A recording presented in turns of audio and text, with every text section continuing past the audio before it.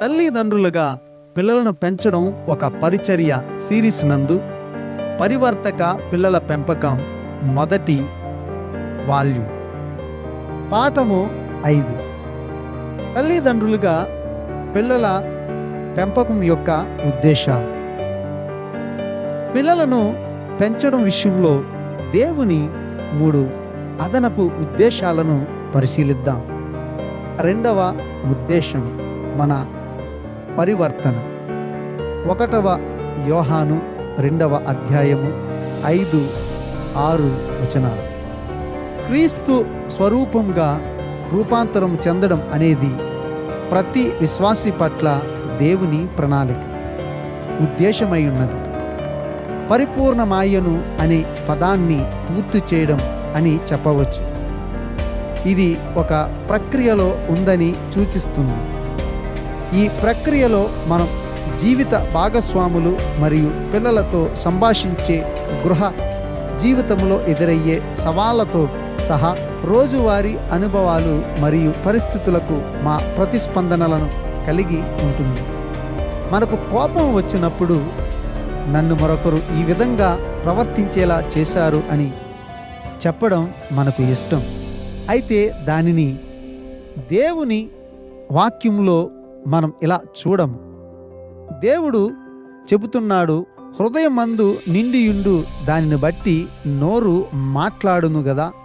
మత్తాయి 12వ అధ్యాయము 34వ వచనం. ఆ భక్తిహీనత మీ హృదయంలో ఉన్నది. దానిని బయటకు తీసుకురావడానికి దేవుడు ఒక బిడ్డను వాడుకుంటున్నాడు.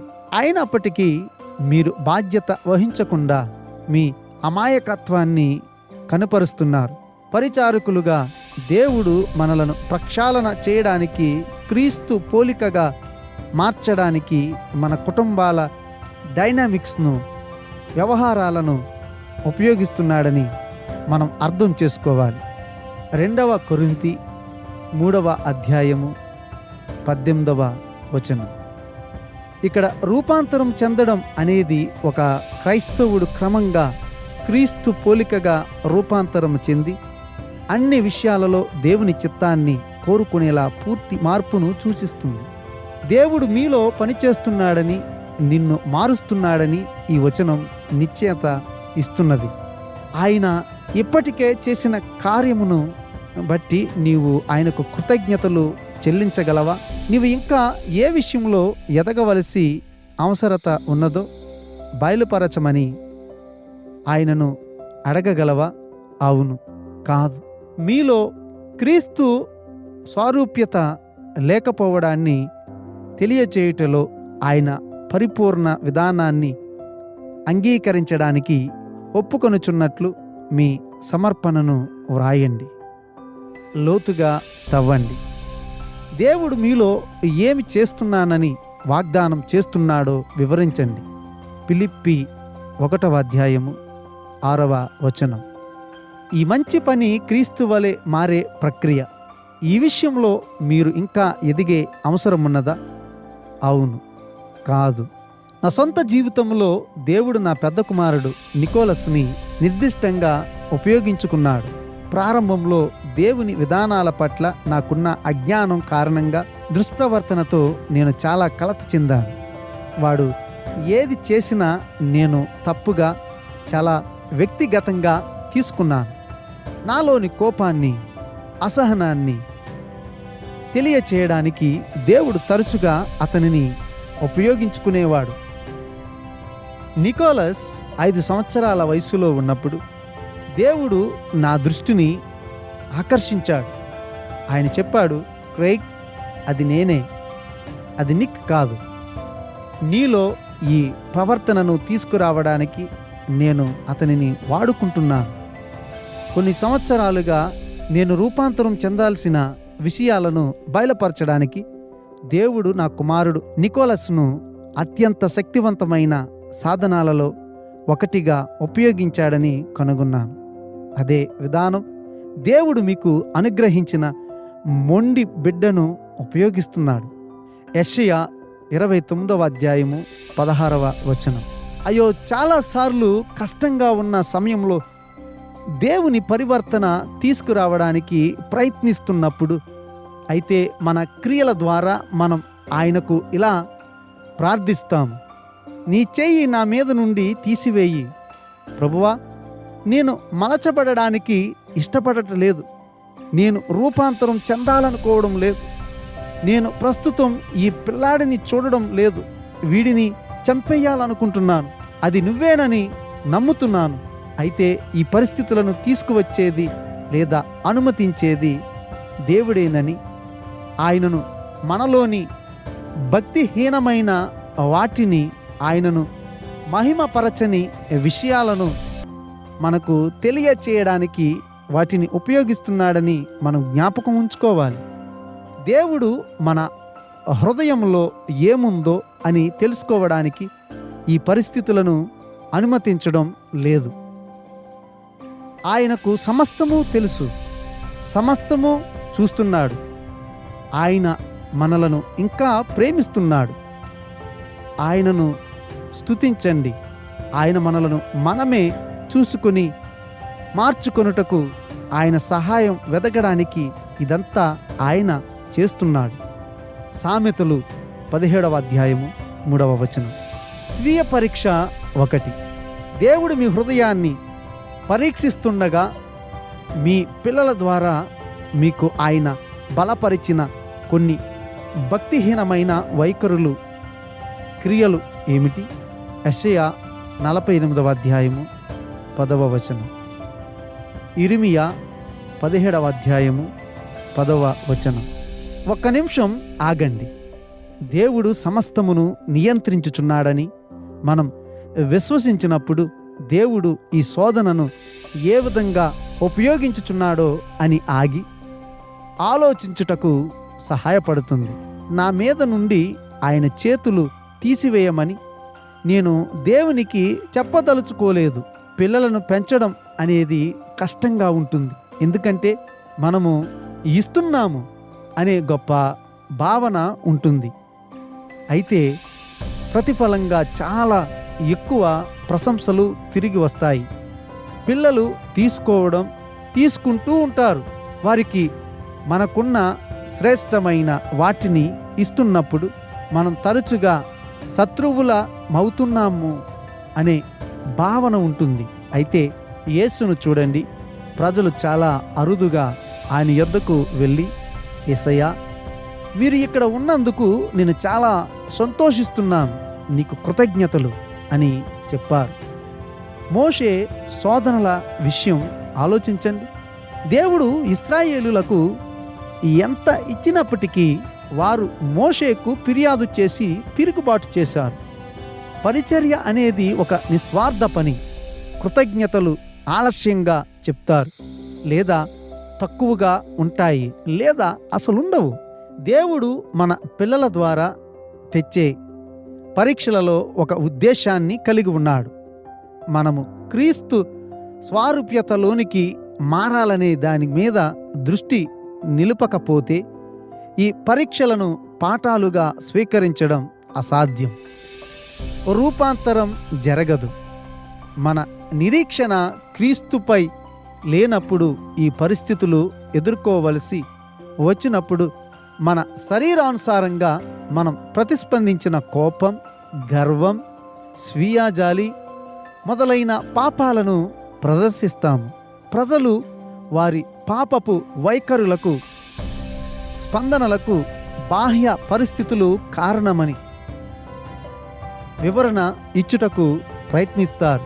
ఉదాహరణకు, ఒక మొండి బిడ్డను సూచిస్తారు. అయితే దేవుని స్వరాన్ని వినండి. కాదు, అది నీ పాపం, నీదే అని చెబుతున్నాడు. ఎబ్రీ 12వ అధ్యాయము 2వ వచనం. స్వీయ పరీక్ష 2. మన ఆత్మల రక్షణ అను సంతోషకరమైన ఫలితము నిమిత్తము యేసు శిలువ బాధను భరించాడని హెబ్రీ పత్రిక చెబుతున్నది. పరివర్తన యొక్క బాధను విలువైనదిగా చేసే ఏ ఆనందాన్ని మీరు చూస్తున్నారు? కోపం లేదా అసహనం లాంటివి మార్చాలని దేవుడు మీకు బయలుపరుస్తున్న కనీసం 2 విషయాలను చెప్పండి. ఈ వచనం యేసు వైపు చూడమని కూడా చెబుతున్నది. మీ ఇంటిలో ఒక సవాలుకరమైన పిల్లల పెంపకం సమస్య వచ్చినప్పుడు ఆయన వైపు చూస్తానని ఒక సమర్పణతో కూడిన ప్రార్థనను వ్రాయండి. 3వ ఉద్దేశం వారిని ప్రేమించడం. నిశ్చయంగా పిల్లలను ప్రేమించడమే తల్లిదండ్రుల ప్రాథమిక ఉద్దేశమై ఉన్నది. జ్ఞాపకం ఉంచుకోండి, మనం క్రీస్తు స్వరూపంలోనికి మార్చబడుతున్నాం మరియు దేవుడు ప్రేమస్వరూపి అని బైబిల్ చెబుతున్నది. ప్రేమ క్షమాపణతో మన పట్ల వ్యవహరిస్తున్న యేసు ప్రభువు యొక్క మాదిరి చేత మన ఆలోచన విధానము నడిపించబడాలి. పెద్దలైన మనలను కూడా దేవుడు తన పిల్లలుగానే పరిగణిస్తున్నాడు. దేవుడు మనలను ఏ విధంగా చూసుకోవాలని అనుకుంటున్నావు? తల్లిదండ్రులుగా మనం మన పిల్లలను మొదట దేవుని వాక్యం ద్వారా చూడాలి, కానీ వారి వ్యక్తిత్వాల, జీవిత దశలు లేదా వైఫల్యాల ప్రకారం కాదు. దేవుడు మన పిల్లల విలువను నిర్ణయించాడు. మనం వారితో ఏ విధంగా ప్రవర్తించాలో ఆయన నిర్దేశిస్తాడు. కీర్తనలు 127 3వ వచనం. స్వీయ పరీక్ష 3. మీరు వారితో ప్రవర్తించే విధానం ద్వారా మీరు వారిని దేవుడిచ్చిన బహుమతిగా భావిస్తున్నారని మీ పిల్లలు భావిస్తున్నారా? మీ పిల్లల్ని మీకు బహుమానంగా ఇచ్చారని మీరు భావిస్తున్నట్లు మీ పిల్లలతో మీరు ప్రవర్తించు తీరును బట్టి మీ పిల్లలు భావిస్తున్నారా, గ్రహిస్తున్నారా? అవును, కాదు. కొన్నిసార్లు దేవుడు ఇచ్చిన విలువైన బహుమానాన్ని మనం ఏ విధంగా పరిగణించాలి?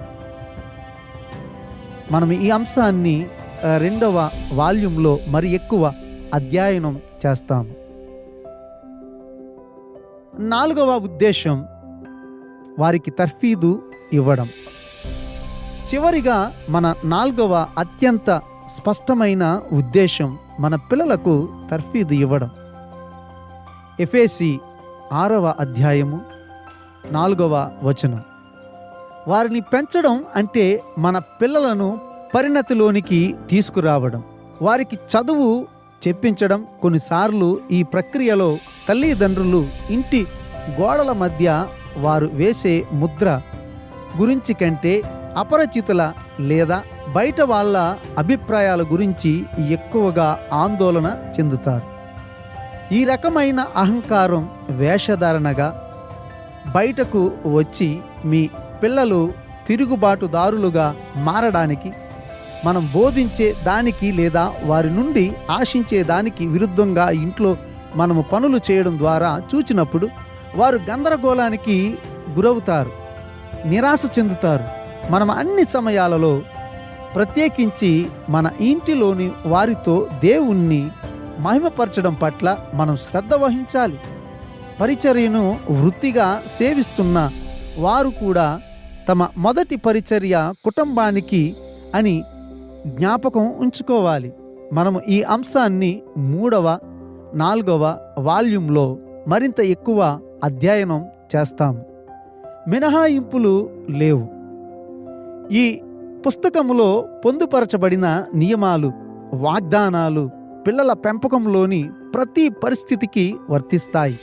ఒక తండ్రి మాత్రమే గాని, తల్లి మాత్రమే గాని ఉన్న ఉమ్మడి కుటుంబమైన, తాత అమ్మమ్మలైనా, బాధ్యత వహించేవారు ఎవరైనా దేవుని వాక్యం అందరికీ సమానంగా వర్తిస్తుంది.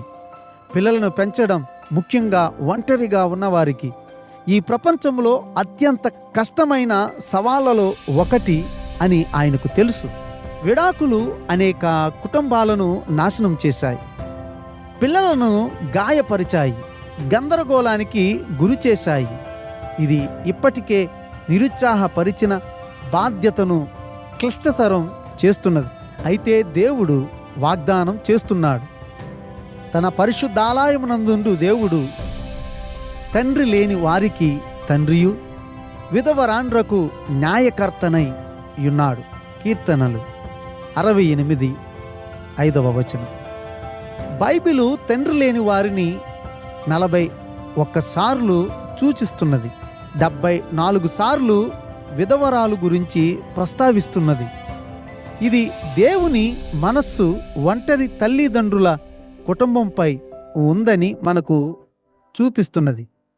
విధవరాలు అంటే భర్త మరణించిన భార్య మనం అనుకుంటాం. అయితే క్రీస్తు జీవించిన కాలంలో దాని అర్థం దానికంటే చాలా ఎక్కువ. గ్రీకు పదం కేరా వితంతువు అని అనువదించబడింది. ఇది కాస్మా అనే పదం నుండి ఉద్భవించింది. దీని అర్థం ఒకరిలో కొదువ లేదా శూన్యం. వితంతువు అంటే కేవలం భర్త లేని భార్య. మనము ఒక్కరే పిల్లలను పెంచడం అనేది ఇటీవల సమస్య అని కూడా భావిస్తాము. ఇది నిజం కాదు. క్రీస్తు జీవించిన కాలంలో భార్యను విడిచిపెట్టడానికి కావలసింది యాజకుడి సంతకముతో కూడిన ధృవీకరణ పత్రం. అది ఇప్పుడు ఎంత పెద్ద సమస్యో అప్పుడు కూడా అంతే. దేవునికి ఇది తెలుసు. ఆయన పట్టించుకుంటారు. యాకోబు 1వ అధ్యాయము 27వ వచనం. మీరు ఒక్కరే ఉంటే లేదా ఉమ్మడి కుటుంబంలో ఉన్నట్లయితే ఈ పుస్తకంలో ఉన్న అన్ని హెచ్చరికలు, నియమాలు మీకు వర్తిస్తాయి. కృతజ్ఞత చెల్లించే విషయం.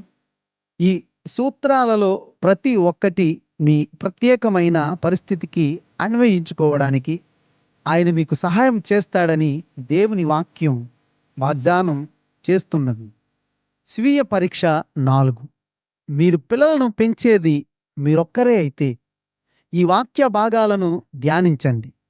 దేవుని వాగ్దానాలను కనుగొని వాటిని వ్రాసుకొని లేదా ప్రింట్ తీసుకొని మీరు తరచుగా చూసే ప్రదేశంలో అతికించండి. తరువాత ఆయన ఇప్పటి వరకు చేసిన దానికి మీకోసం చేస్తూనే ఉన్నందుకు ప్రార్థనాపూర్వకంగా ఆయనకు కృతజ్ఞతలు చెప్పండి. మత్తయి 11వ అధ్యాయము 28వ వచనం. కీర్తనలు 10, 14వ వచనం.